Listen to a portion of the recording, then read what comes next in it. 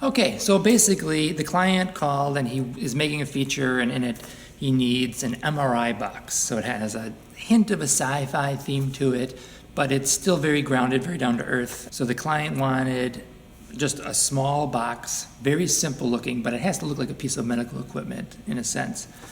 So, very sterile, white, clean lines.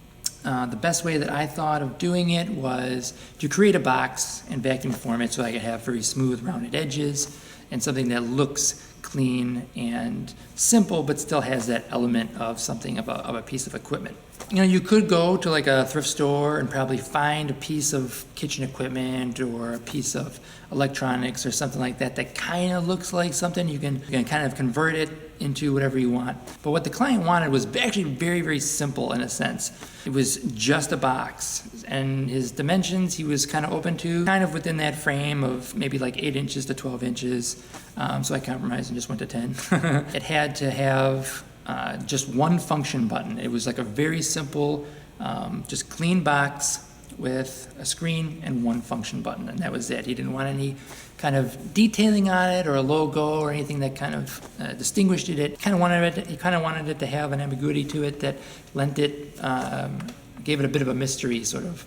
I didn't want to necessarily pull like an object off the shelf, like an old toaster or something like that, or a little oven, something that was going to be too recognizable, even if I cleaned it up or I dressed it up, and changed it enough to where it would look different.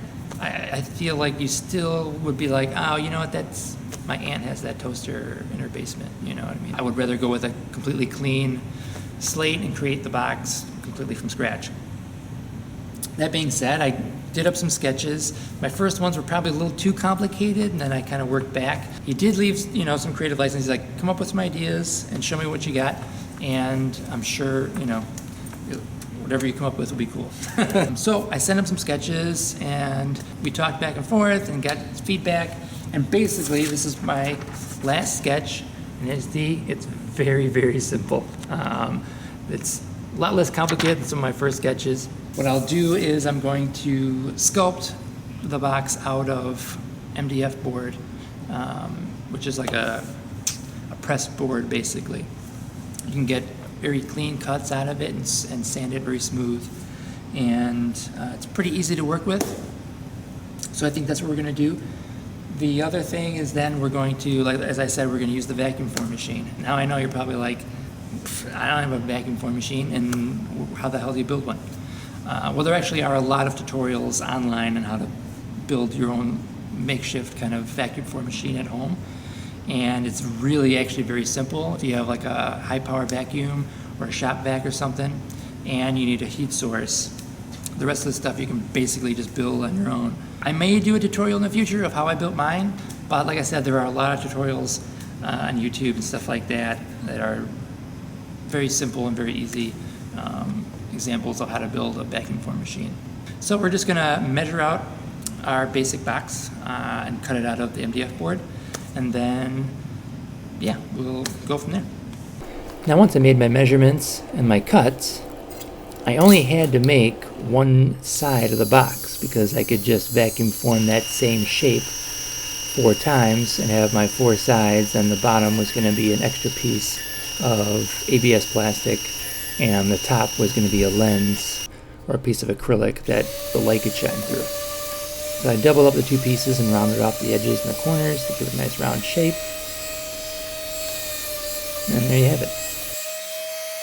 Okay, so now that we have our form and we've got it on the table, we're going to be using, as I said, ABS plastics, thermoforming plastic. There are a couple different kinds, styrene and ABS are the most common, and you can get them in black, white, or clear. Obviously we're going to use white because I want that look. This has got a nice, ABS has a little bit of a glossier, shinier finish, and then the other side has a really kind of rough texture. So this will be the inside of our form, and this will be the outside of our form. Yeah, you just take this, my machine is set up for 24 by 24 sheet. You can make a smaller thermoform machine, that does 12 by 12 or 12 by 16 or whatever. You can buy sheets in various sizes, or you can buy them real big and cut them to whatever customize you have, however you want. I built my machine because I wanted to do some larger pieces and smaller pieces. So the board actually comes out, and I can replace it with a smaller one. And you can buy sheets then in either 12 or 24, just easier. I don't have to cut them then. So I'm just going to stick this into my frame. So my frame is basically just that. It's just 2 pieces of plywood that I cut the center out of, and then using a continuous hinge or a piano hinge on one end and some fasteners on the sides, you just tighten it down. And I've got some weather stripping on the inside of the frame to kind of hold the plastic into place. That's it. Alright, so we're ready to go. Got our substrate, we got our positive or the model, whatever we're going to make the vacuum form. So let's put this in here like this. Put it in place. Turn on our heat. Alright, now this is, I use basically just a garage heater. It was like $50 or something. And I created this box that's lined with aluminum foil. And it's got a little bit of a reducer to it because the space heater or the garage heater that I had was like 24 inches by like 12 inches maybe. So I had to kind of reduce it on either side so it kind of fans out. And then I created this box so I could insulate it, put some insulation in there. So the heat is all directed down towards our substrate, which the ABS we're using, and I'm using a 1/16 thickness, which has got a nice rigidity to it. So it's going to be a nice hard plastic. It's not too thick to where we can't get a good mold or a good vacuum seal over it, but it still has a nice rigidity that it'll create a nice hard box. If you're going to be doing vacuum forming to create, you know, like an armor or something, if you want to make stormtrooper armor or something like that, 1/16 is probably a pretty good thickness, I would say. If you know, you might go a little bit thinner, it's going to be a little bit cheaper. If you use styrene, that's a little bit cheaper, but it's also it's not as sturdy as ABS, I don't think. So we're going to wait for this to heat up. It should take about 7-8 minutes for this heat source. It kind of depends on what you're using. But then once it heats up, we'll drop it down over our vacuum box, turn on the vacuum, it's going to suck the air out, and the plastic will form over our positive. So it's just a waiting game now. Okay, it's got a pretty good sag going. It's pretty soft, looks like. So thing is, you don't want to wait too long and have it burn a hole or melt all together and fall onto your table. That's not going to be good. So I think we're pretty good. Turn on the vacuum.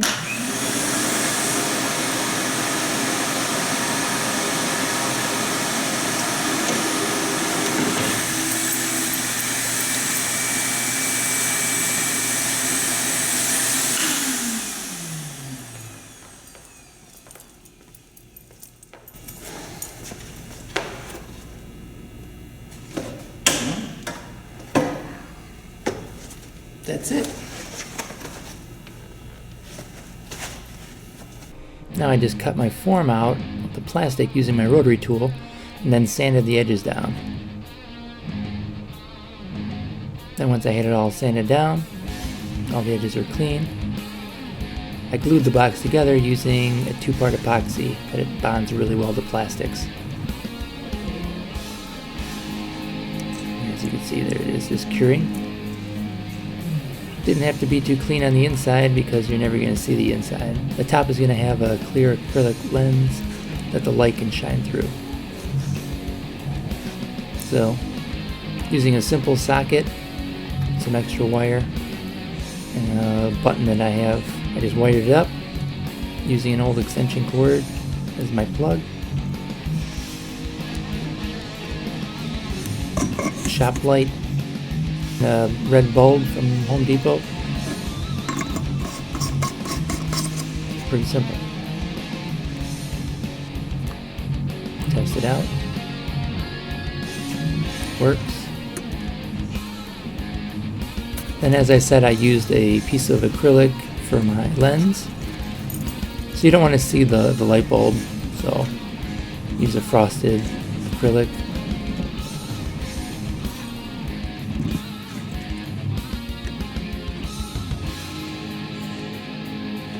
That's a completed piece. All in all, it turned out pretty well. The client was happy. And the footage that you're about to see is footage that they provided for the film Synthetic Love. I still haven't seen the film, but basically I think it's like a dark romantic comedy with some kind of sci-fi type element with the whole like portable MRI machine. Obviously this is a very simplified MRI machine. There's no attempt to make it literal in the sense that it has to be believable. It's just a plot device.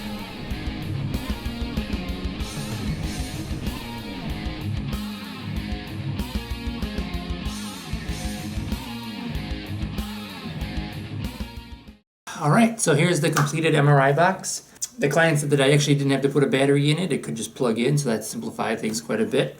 I had the parts already, so it's just that simple socket. You've got your positive and negative on either side. I got plenty of black and white wire, an extension cord, or a piece of cable or something like that, or an old power cable to something that doesn't work anymore, and just cut it off. I keep those around because you never know when you might need it. So yeah, and the switch was just in a bag full of switches that I have. I collect switches, all kinds of switches, when parts and stuff like that break down, or electrical equipment. Sometimes I just go and buy switches at American Science and Surplus or the hardware store or something. If I see a cool switch on an old piece of industrial equipment or something like that, I'll take it off. A lot of times, yeah, they still work. The switch is still good. Test them. But I've had this switch sitting in a bag of switches for years and wanted to have a use for it, and I think it kind of fit this perfectly. He wanted a switch that was very much like a video game button, and I actually have one, but this I thought was a little cooler with it actually had the metallic